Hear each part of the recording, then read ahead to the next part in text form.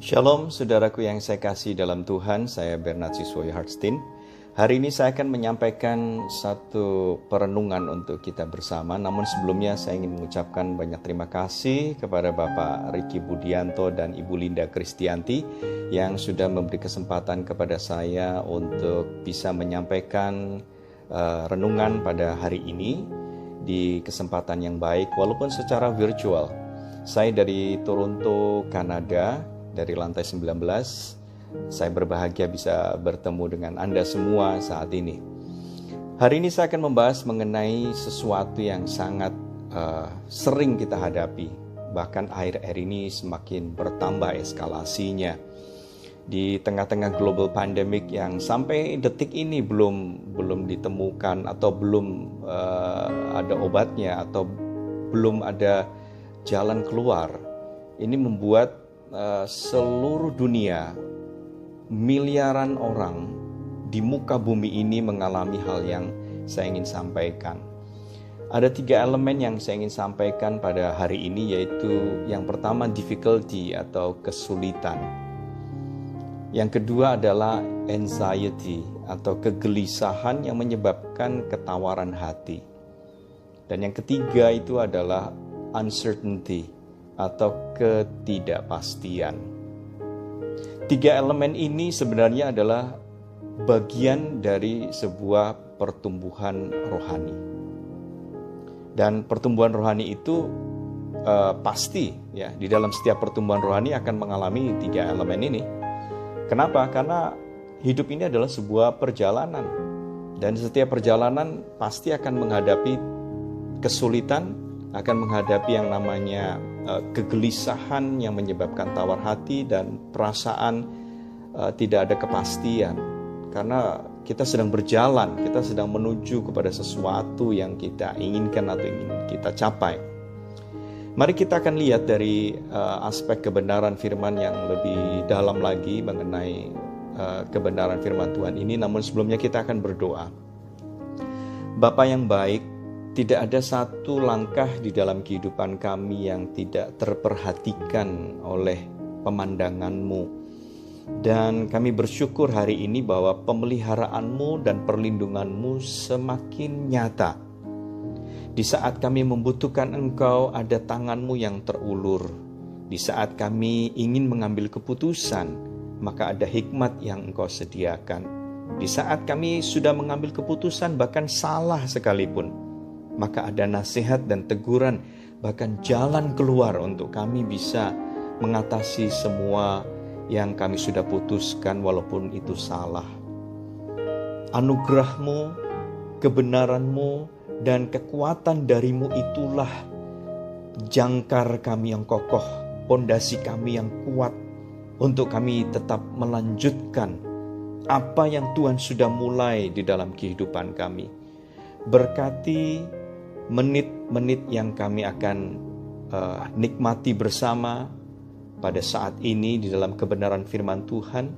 Biar Roh Kudus memberikan kekuatan bagi kami dan gairah untuk semakin melekat kepada Tuhan. Di dalam nama Yesus kami berdoa, amin. Saudara yang kasih dalam Tuhan, tadi saya sudah menyampaikan 3 elemen yang saat ini semua orang sedang menghadapinya, yaitu difficulty, anxiety, dan uncertainty. Mari kita lihat hal yang pertama. Bicara soal kesulitan, tadi saya sudah menyinggung tentang hidup ini adalah sebuah perjalanan. Saya akan beri contoh ya.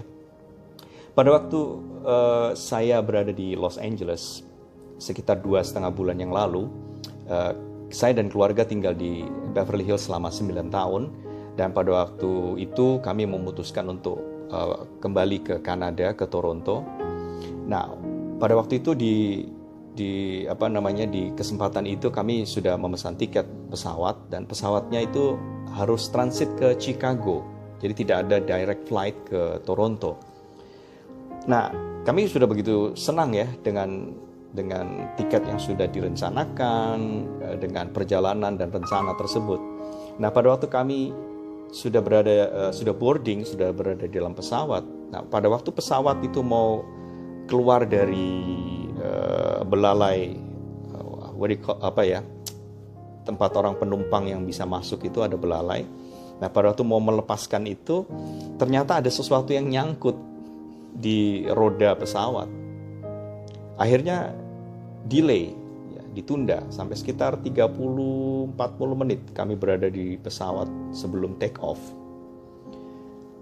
Saya tahu bahwa kalau delay di Los Angeles Airport, maka pada waktu transit nanti untuk mengejar pesawat dari Chicago ke Toronto pasti juga akan molor, pasti juga akan delay.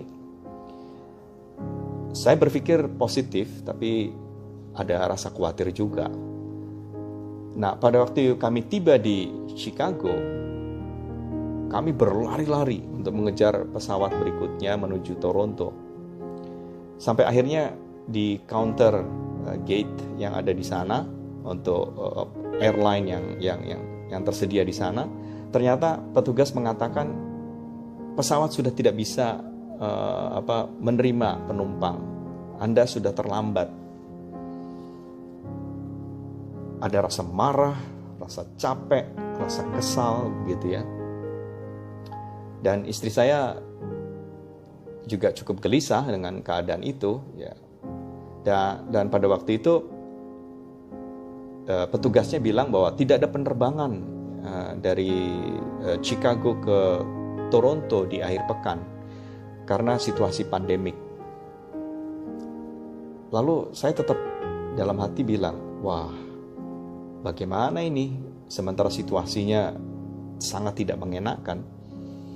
Lalu saya bilang ke istri saya, coba cek lagi, siapa tahu besok ada penerbangan dari Chicago ke Toronto. Istri saya bilang, saya sudah cek, tidak ada penerbangan. Tapi saya bilang, coba cek lagi.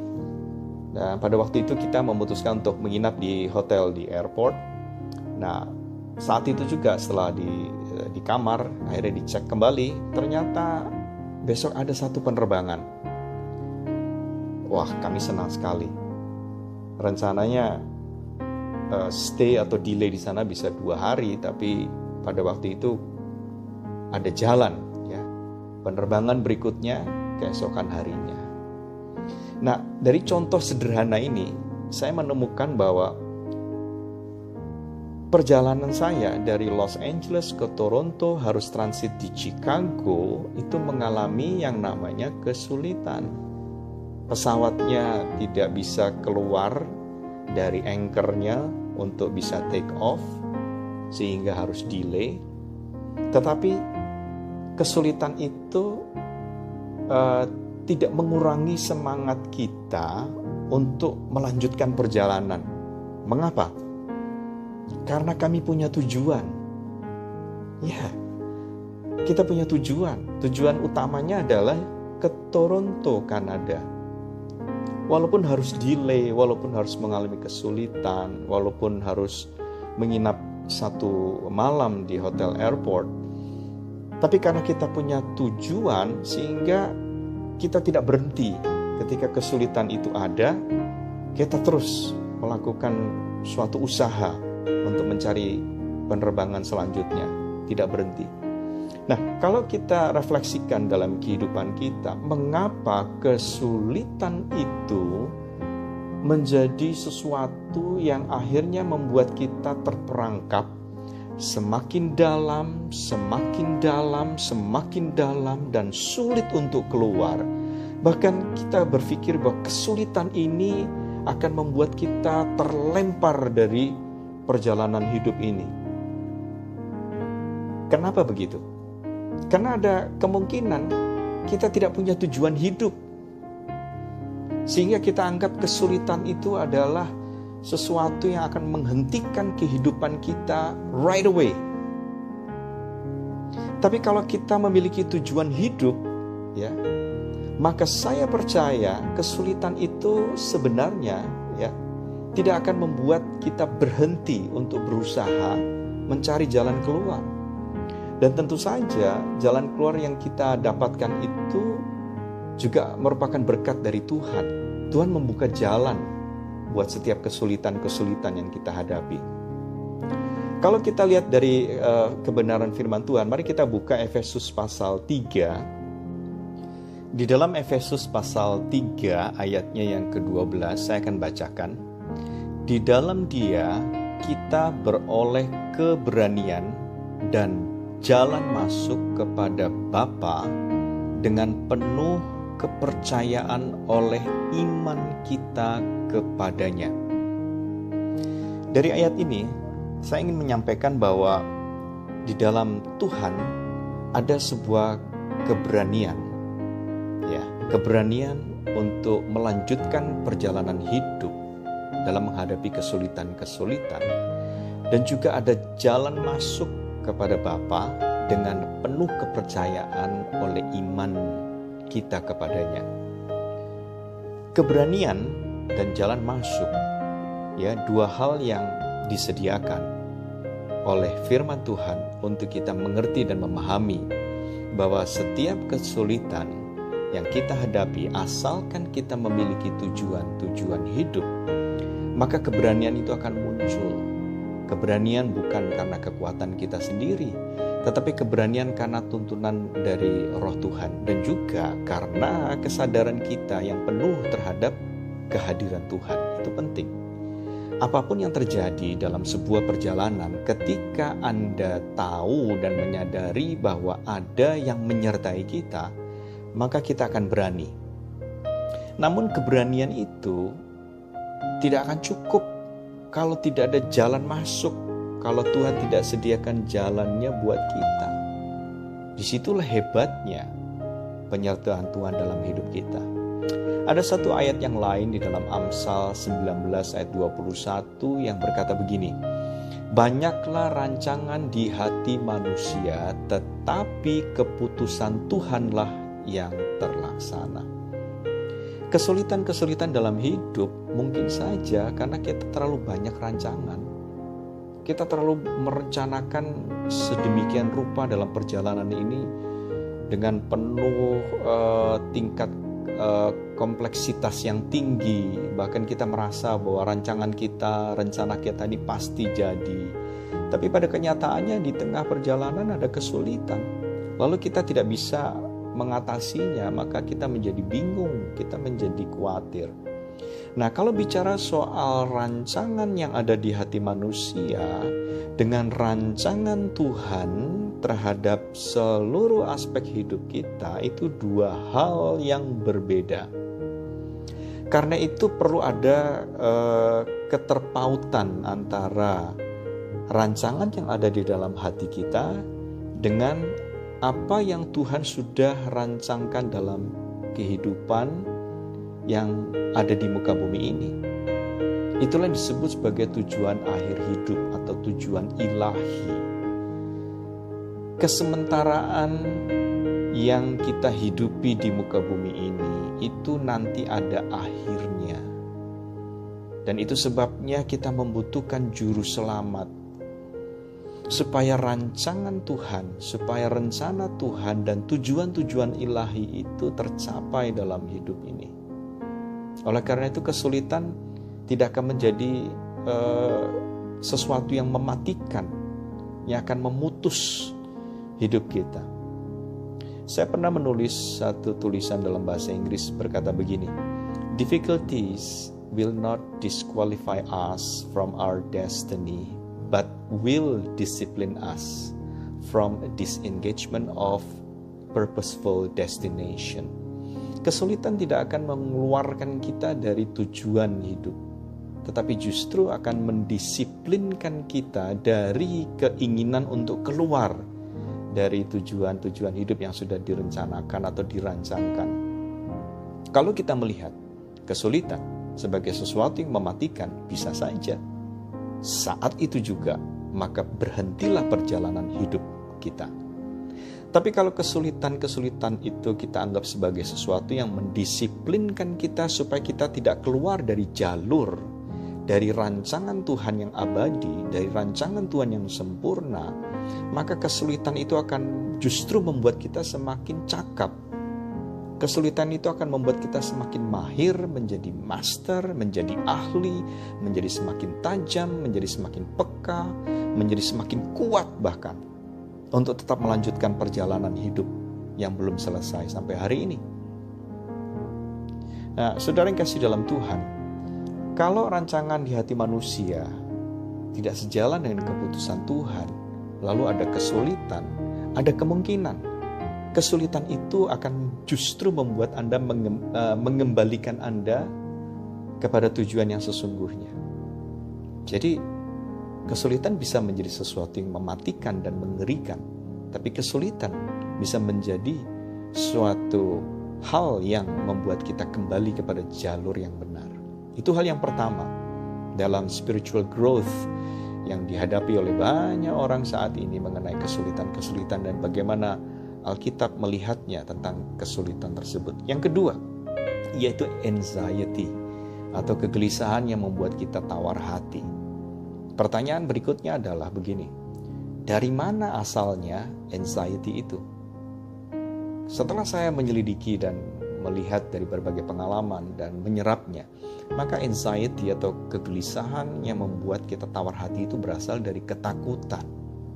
Dari perasaan takut yang amat sangat terhadap sesuatu yang belum terjadi atau belum tentu terjadi, tapi kita sudah menanggungnya, kita sudah memikulnya hari ini, saat ini, detik ini, sehingga menumpuklah perasaan gelisah yang sangat luar biasa itu sehingga kita jadi tawar hati. Ada satu firman Tuhan berkata begini di dalam 1 Yohanes 4 ayat 18, 1 Yohanes 4 ayat yang ke-18. Di dalam kasih tidak ada ketakutan. Kasih yang sempurna melenyapkan ketakutan, sebab ketakutan mengandung hukuman, dan barang siapa takut ia tidak sempurna di dalam kasih. Ada sesuatu yang menarik di sini, yaitu mengenai apa hubungannya antara anxiety dengan kasih. Ya, tadi saya katakan bahwa anxiety itu berasal dari ketakutan.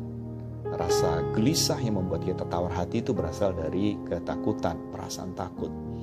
Dan Alkitab sudah memberikan jawabannya bahwa satu-satunya jawaban itu hanya the love of God, kasihnya Tuhan. Orang yang mengalami kegelisahan yang luar biasa dalam hidup, banyak faktor. Ada kegelisahan yang ditimbulkan oleh karena kekosongan rohani, itu yang paling utama. Sehingga dalam melakukan perjalanan hidup dia selalu gelisah, selalu takut, selalu penuh dengan beban, dan akhirnya tawar hati oleh karena ada spiritual emptiness, kekosongan rohani. Nah, itu sebabnya kekosongan rohani itu hanya bisa dipenuhi, hanya bisa diisi hanya oleh kasihnya Tuhan, the love of God. Satu-satunya yang bisa memberi jawaban terhadap kekosongan itu. Nah, saudara yang kasih dalam Tuhan, Alkitab berkata di dalam kasih di sini adalah kasih agape, tidak ada ketakutan. Kita punya kasih kepada manusia, kita punya rasa kasih kepada keluarga, kita punya rasa kasih terhadap bisnis kita, usaha kita, pelayanan kita, gereja kita punya rasa kasih terhadap dunia ini mungkin. Nah, semua kasih yang ada di muka bumi ini tidak sebanding dengan kasihnya Tuhan. Kenapa? Karena kasih yang ada di dunia ini kepada orang, kepada pekerjaan, kepada harta, kepada profesi, kepada gerejamu mungkin saja bisa lenyap. Kasih kita kepada orang bisa berkurang, bahkan bisa hilang sama sekali. Tetapi kasihnya Tuhan itu akan tinggal tetap selamanya, karena Tuhan itu abadi, Tuhan itu kekal, dan kasihnya tidak pernah berubah dahulu, sekarang, hingga selamanya. Jawaban satu-satunya menghadapi anxiety atau kegelisahan dalam hidup, Anda harus semakin melekat dengan Tuhan. Anda harus semakin mengenal dan mengerti dan berakar di dalam kasihnya Tuhan. Sebab tanpa kasihnya Tuhan itu, maka perjalanan hidup akan semakin membuat kita menjadi tawar hati.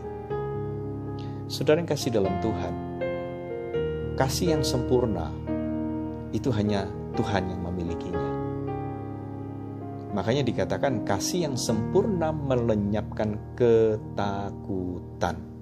Bukan kasihnya kita, karena kasihnya manusia itu tidak sempurna. Manusia bisa berkhianat, manusia bisa tidak setia, manusia bisa gampang berpaling, manusia bisa berubah, keep changing all the time. Tetapi kasih Tuhan yang sempurna itu melenyapkan ketakutan.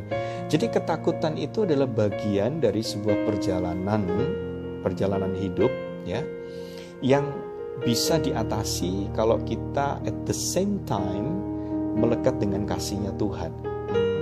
Jadi pada saat Anda merasa takut ketika bangun pagi, Anda harus berkata begini, Tuhan, jangan lepaskan kasih-Mu kepadaku. Atau, Tuhan, aku tidak akan melepaskan kasih-Ku kepadamu Tuhan. Kasih-Mu adalah pondasi yang kuat dalam hidupku. Aku tidak mau terlepas dari kasih-Mu. Tuhan, berikan aku gairah untuk menjalani hidup ini tanpa ada rasa gelisah yang membuat kami tawar hati. Karena ketawaran hati yang disebabkan oleh kegelisahan yang terus-menerus itu satu saat akan membuat hidup kita semakin terpuruk dan akhirnya keluar dari perjalanan hidup. Karena itu kasih Tuhan itu menjadi bagian yang penting dalam hidup ini. Nah, untuk memahami kasih Tuhan yang paling hakiki, yaitu tidak ada cara lain selain kita berusaha memahami untuk mengasihi orang lain. Itu salah satu refleksi yang tidak bisa dihindari. Untuk mewujudkan kasih Tuhan, maka Anda harus mengasihi orang lain. Anda harus menunjukkannya kepada orang lain. Karena Alkitab berkata, kasih Tuhanmu dengan segenap, dan juga kasihilah sesamamu manusia seperti engkau mengasihi dirimu sendiri. Jadi kasih itu menjadi kayak seperti dua sisi mata uang yang menyatu menjadi satu. Anda tidak bisa berkata saya hidup dalam kasih-Nya Tuhan yang sempurna tanpa kita mengasihi saudara-saudara kita yang lain. Nah, dengan kasih kita kepada saudara-saudara kita yang lain, maka kita akan melihat bahwa perjalanan hidup kita yang sepertinya penuh dengan kegelisahan, bahkan tawar hati, itu tidak akan ada lagi dalam pengertian karena kita melihat ada orang lain yang jauh lebih susah dari kita. Ada orang lain yang jauh lebih sulit dari kita. Ada orang lain yang lebih terpuruk dan menderita daripada kita. Lalu kita menunjukkan kasih kita kepada orang yang terpuruk, yang mengalami kesulitan, yang sangat dalam kejatuhannya. Di saat itulah kasih yang sempurna akan melenyapkan ketakutan yang ada dalam diri kita. Itu kuncinya. Yang terakhir yang saya ingin sampaikan yaitu mengenai ketidakpastian atau uncertainty. Di dalam perjalanan hidup, hal-hal yang pasti dan hal-hal yang tidak pasti itu selalu ada. Pada saat kita melakukan perjalanan, kita sudah memiliki rancangan atau rencana, ada rencana yang pasti. Tetapi di tengah perjalanan ada hal yang tidak pasti yang kita tidak bisa kontrol, yang kita tidak bisa kendalikan. Nah, seperti yang saya katakan di yang pertama tadi, yaitu kalau kesulitan kita menghadapinya dengan melihat tujuan hidup. Yang kedua, anxiety dengan melihatnya jalan keluarnya adalah kasih Tuhan. Dan yang ketiga, uncertainty, itu tetap setia dan tetap bertanding di dalam pertandingan yang benar. Itu menghadapi ketidakpastian. 1 Timotius pasalnya yang ke-6, ayatnya yang ke-12-19, tapi saya tidak akan bacakan semua. Saya hanya bacakan satu ayat yang berkata begini. Bertandinglah dalam pertandingan iman yang benar, dan rebutlah hidup yang kekal. Untuk itulah engkau dipanggil dan telah engkau ikrarkan ikrar yang benar di depan banyak saksi. Di dalam surat Timotius ini dikatakan sangat jelas bahwa bertandinglah di dalam pertandingan iman yang benar dan rebutlah hidup yang kekal. Ketidakpastian itu selalu muncul ya dalam hidup ini, apalagi dalam perjalanan. Nah, ketidakpastian itu selalu berakar kepada harapan yang tidak tercapai. Pada waktu harapan tidak tercapai, lalu muncul yang namanya kekhawatiran atau ketakutan. Jangan-jangan saya tidak sampai kepada tujuan. Jangan-jangan saya akan gagal. takut ini, takut itu, dan sebagainya.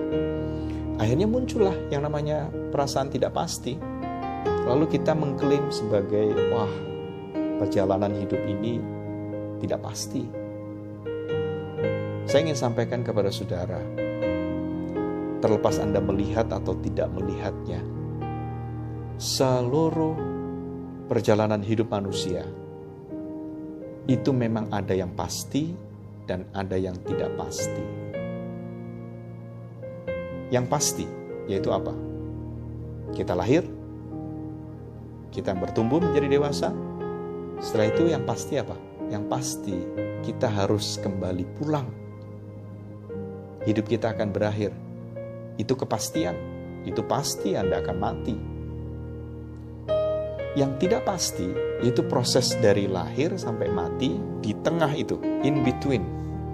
Nah, dalam perjalanan itu banyak ketidakpastian. Nah, ketidakpastian itu terjadi oleh karena memang itulah kenyataannya. Karena kita tidak tahu waktu yang ada di depan.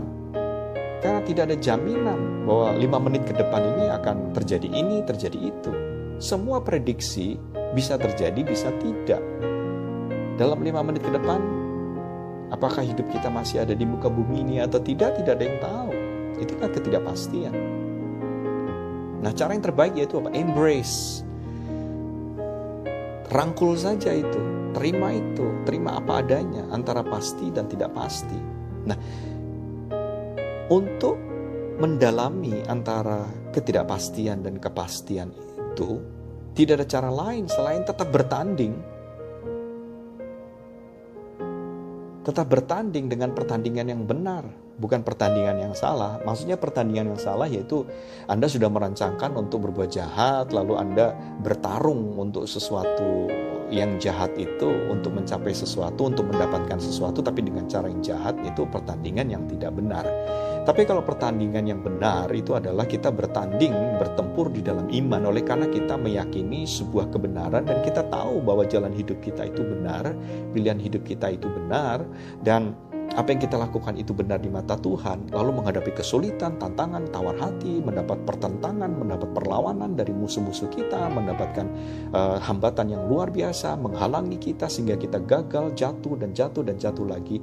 Tetapi manakala kita bertanding pada pertandingan yang benar, Anda harus tahu pertandingan yang benar itu ada hadiahnya, ada akhirnya juga. Ada mahkota yang disediakan kepada kita. Itulah pertandingan yang benar yang Tuhan sediakan buat kita. Saya percaya bahwa semua pertandingan itu harus didahului dengan latihan. Latihan yang keras, latihan yang banyak, latihan yang cukup, latihan yang memadai akan membuat kita mampu berada di medan pertandingan dan menyelesaikan pertandingan dengan baik. Anda bayangkan, pertandingannya mungkin cuma 5 menit, pertandingannya mungkin cuma 1 jam, pertandingannya mungkin cuma 30 menit. Tetapi kalau kita lihat para atlet, ya, para petarung, latihannya berbulan-bulan, bertahun-tahun, beribu-ribu jam harus dilewati. Itulah pertandingan yang sesungguhnya sebenarnya. Bukan di 5 menit, bukan di 30 menit, bukan di 1 jam pertandingan yang secara formal berhadapan-hadapan antara kita dengan lawan kita. Tetapi 6 bulan, 1 bulan di belakangnya, itulah pertandingan kita yang sesungguhnya. Dan disinilah dibutuhkan yang namanya pemahaman yang tinggi, yang kuat, yang dalam, dan pengertian yang dalam bahwa selama kita hidup di muka bumi ini adalah sebuah pertandingan. Sebuah pertandingan yang mungkin melelahkan kita, mungkin membuat kita tidak bisa berdiri dengan tegak, tetapi tetaplah bertanding. Karena pertandingan ini akan ada akhirnya dan Tuhan sediakan mahkota hadiah buat kita. Saudara yang kasih dalam Tuhan, difficulty, anxiety, dan uncertainty tidak bisa kita bantah, kita hindari, kita lewatkan begitu saja. Justru kita harus memetik keuntungan dari 3 elemen yang saya sampaikan pada hari ini. Justru kita harus lebih kuat, justru kita harus lebih cerdas, justru kita harus lebih jeli, justru kita harus lebih tajam daripada kesulitan, daripada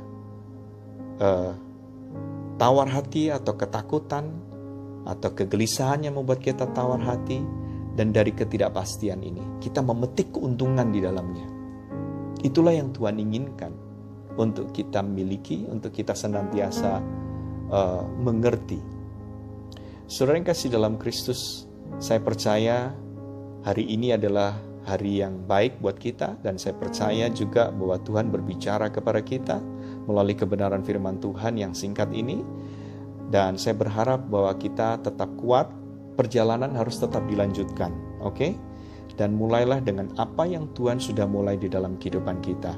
Sekali lagi terima kasih, Tuhan memberkati, salam perjuangan, dan tetap kuat di dalam Tuhan. Amin.